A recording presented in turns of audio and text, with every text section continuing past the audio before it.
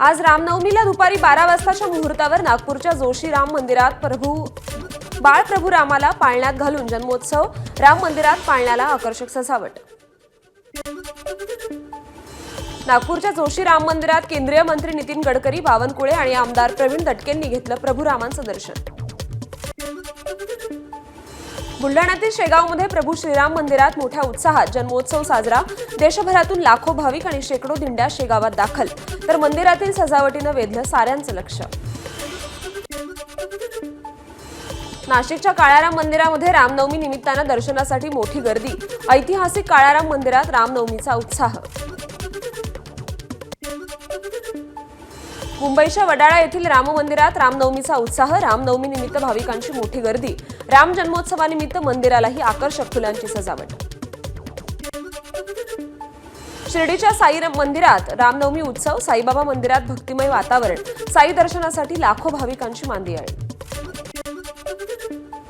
धाराशिवमधल्या उमरग्यातील बालाजीनगरमधील श्रीराम मंदिरात जन्मोत्सवाचा उत्साह। त्याचबरोबर येणाऱ्या रामभक्तांसाठी महाप्रसादाची देखील सोय। रत्नागिरीतील राम मंदिरामध्ये पहाटेपासूनच दर्शनासाठी रांग। भजन आणि सांस्कृतिक कार्यक्रमांसह राममय वातावरण। कर्जतमध्ये रामनवमी उत्सवाला सुरुवात। कर्जतच्या दहिवली गणेश घाट परिसरात अवतरली प्रभू रामचंद्रांची 30 फुटांची उंच मूर्ती। मूर्ती पाहण्यासाठी अनेकांची गर्दी। रामनवमी निमित्त नांदेडमध्ये बाईक रॅलीचं आयोजन। रॅलीला माजी मुख्यमंत्री अशोक चव्हाण यांनी हिरवा झेंडा दाखवला। रॅली दरम्यान विविध साहसी खेळांचं प्रदर्शन। परळीत गोराराम, काळाराम, सावळाराम या शेकडो वर्षांपूर्वीच्या राम मंदिरांना रामनवमी निमित्त सजावट। सर्व मंदिरांना आकर्षक विद्युत रोषणाई। वाशिमच्या मंगरुळपीर तालुक्यातील इचानागी येथील श्री महादेव संस्थान येथे श्री महादेव आणि पार्वती यांचा विवाह सोहळा संपन्न। सोहळ्यासाठी हजारो भाविकांची उपस्थिती।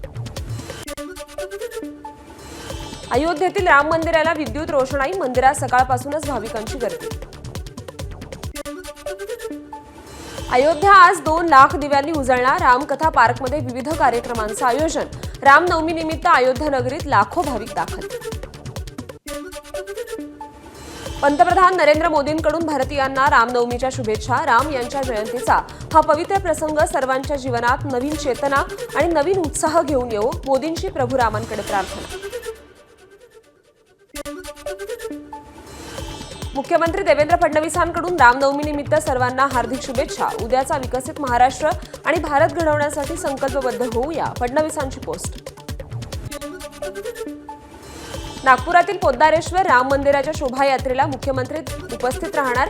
यावेळी त्यांच्यासोबत केंद्रीय मंत्री नितीन गडकरी देखील उपस्थित असतील। मुख्यमंत्री देवेंद्र फडणवीस आज वाशिमच्या दौऱ्यावर। रामनवमी निमित्त पोहरा देवीतील जगदंबा देवीची सपत्नीक करणार शासकीय पूजा। भारतीय जनता पक्षाचा आज 45वा वर्धापन दिन। राज्यातील सर्व जिल्हा कार्यालयातही वर्धापन दिनानिमित्त ठिकठिकाणी विशेष कार्यक्रमांचं आयोजन। भाजपच्या स्थापना दिनानिमित्त नागपुरात कार्यक्रम। मुख्यमंत्री देवेंद्र फडणवीसांच्या उपस्थितीत कार्यक्रम संपन्न। केंद्रीय मंत्री नितीन गडकरी, चंद्रशेखर बावनकुळेंची उपस्थिती। संघानं भाजपचं शुद्धीकरण करावं। रोखठोकमधून संजय राऊतांची अपेक्षा। मोदी सरसंघचालक भेट भविष्यातील घडामोडींचं दिशादर्शक असून मोदींच्या उधळलेल्या आश्वासा लगाम संघानं ओढला। राऊतांचा रोखठोकमधून मोदींवर निशाणा। उपमुख्यमंत्री अजित पवार आज बारामतीच्या दौऱ्यावर। अजितदादांकडून विकास कामांची पाहणी। पुण्यातील दीनानाथ मंगेशकर रुग्णालयाच्या बाहेर सलग 3ऱ्या दिवशीही पोलीस बंदोबस्त। कुठलाही अनुचित प्रकार घडू नये यासाठी पोलीस बंदोबस्त तैनात। कृषी मंत्री माणिकराव कोकाटे आज पुन्हा नाशिकमध्ये गारपीटग्रस्त भागांचा दौरा करणार। जिल्ह्यात जवळपास 4500 हेक्टरवरील शेती पिकांचं नुकसान। केंद्रीय गृहमंत्री अमित शहा शनिवार 12 एप्रिल रोजी किल्ले रायगडावर 345वी शिवपुण्यतिथी तसंच शिवसमाधी जीर्णोद्धार शताब्दी कार्यक्रमाला ते उपस्थित राहतील। महाराष्ट्राचे उपमुख्यमंत्री एकनाथ शिंदे यांच्यावरील विडंबन गाण्याच्या प्रकरणात कुणाल कामरा मुंबई पोलिसांसमोर 3ऱ्यांदा गैरहजर। पोलिसांनी पाठवलेल्या समन्सचं पालन न करण्याची कामराची ही 3री वेळ आहे। वाशिम येथे आंदोलन करणारे स्वाभिमानी शेतकरी संघटनेचे कार्यकर्ते पोलिसांच्या ताब्यात. कर्जमाफी आणि पीक विम्यासंदर्भात मुख्यमंत्र्यांना जाब विचारण्यासाठी करण्यात आलं होतं आंदोलन. बीकेसीतील 3 व्यावसायिक भूखंडांच्या विक्रीसाठी आर्थिक निविदा खुल्या. लिलावाला चांगला प्रतिसाद. 2 भूखंड जपानमधील कंपनीला विकले जाणार. यामुळे MMRDAच्या तिजोरीत 3,839 कोटी रुपये जमा होतील. पश्चिम रेल्वेवरील नवीन वसई रोड टर्मिनसला रेल्वे मंडळाची मंजुरी.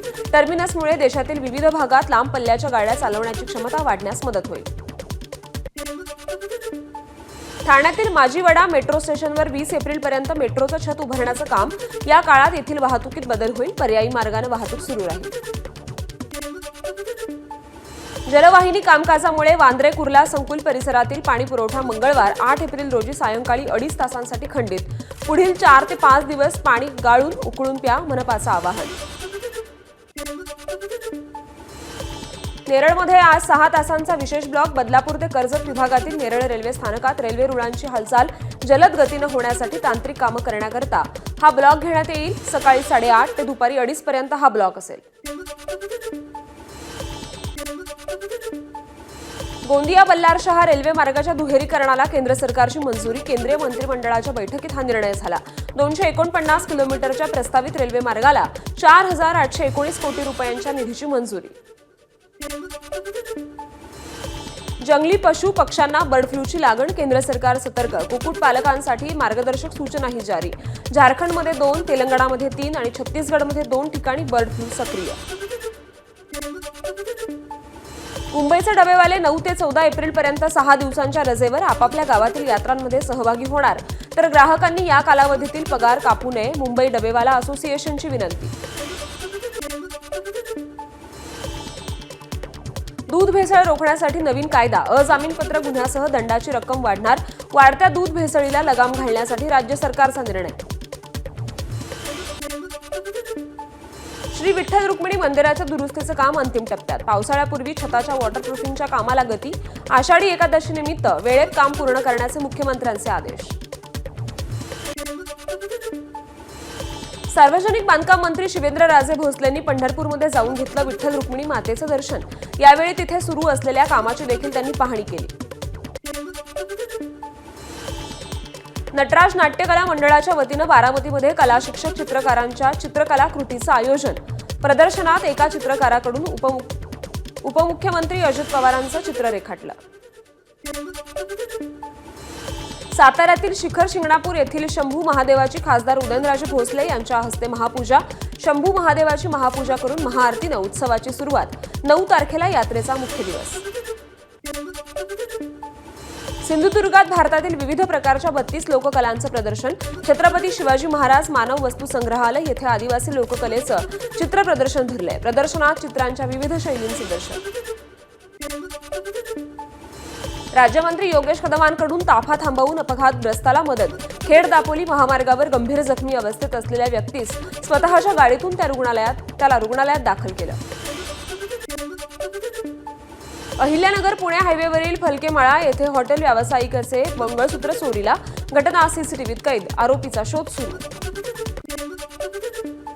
पुण्यातील चाकणमध्ये कंपनीतील भंगारासाठी खंडणीची मागणी. खंडणी मागितल्याप्रकरणी 3घांना अटक.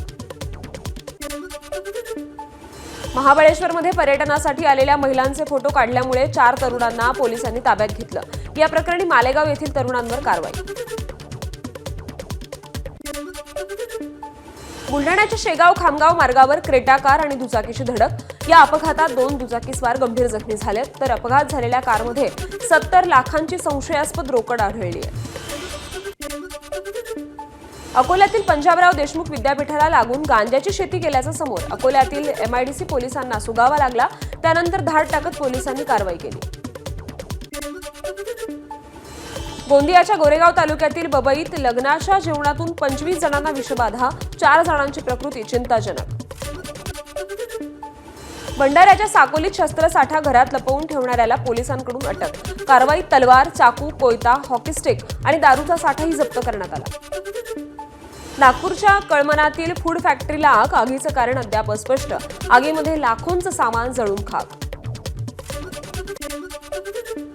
जगातील सर्वात शक्तिशाली पासपोर्टच्या यादीत प्रथमच आयर्लंडनं अव्वल क्रमांक पटकावला, तर भारताला 148व्या स्थानावर समाधान मानावं लागलं. पंतप्रधान नरेंद्र मोदींनी श्रीलंका दौऱ्यादरम्यान घेतली 1996च्या विश्वचषक विजेत्या श्रीलंकाच्या संघाची भेट. श्रीलंकेचा माजी क्रिकेटपटू सनथ जयसूर्यानं भेटीचे फोटो शेअर केले. राजस्थानचा पंजाबवर 50 धावांनी विजय. राजस्थानकडून जोफ्रा आर्चरनं 3 तर संदीप शर्मा आणि महेश तीक्षणा यांनी प्रत्येकी 2 विकेट्स घेतल्या. दिल्ली कॅपिटल्स संघानं चेन्नई सुपर किंग्सला पराभवाचा मोठा धक्का दिला. दिल्लीकडून चेन्नई सुपर किंग्सचा 25 धावांनी पराभव. एबीपी माझा, उघडा डोळे बघा नीट.